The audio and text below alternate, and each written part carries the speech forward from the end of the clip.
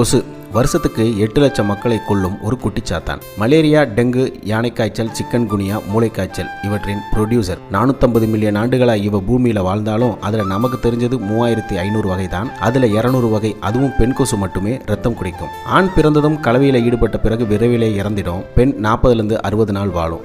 அதுலயும் கெட்ட பையன் சாரவன் அப்படின்னு மலேரியாவை உருவாக்கும் அனாபெலஸ், டெங்குவை உருவாக்கும் ஏடிஎஸ், யானைக்கால் நோய், மூளைக்காய்ச்சலை உருவாக்கும் கொலுக்ஸ் ஆகிய 3 தான் கொடியவை. இதன் பாதிப்புகள் மற்றும் தடுப்பு முறைகள் குறித்து விழிப்புணர்வை ஏற்படுத்தும் விதமாக ஆகஸ்ட் 20 உலக கொசு ஒழிப்பு தினம் கடைபிடிக்கப்படுது. இங்கிலாந்து டாக்டர் ரெனால்ட் ரோஸ் என்பவர் 1897 அனாபெலக்ஸ் என்ற பெண் கொசு தான் மனிதர்களுக்கு மலேரியாவை பரப்புது என்ற உண்மையை கண்டுபிடித்தார். கொசுவோட எடை வெறும் 3 மில்லிகிராம் தான். ஆனால் தன் எடையை விட 3 மடங்கு ரத்தத்தை அது நம்ம கிட்ட இருந்து உறிஞ்சிடும்.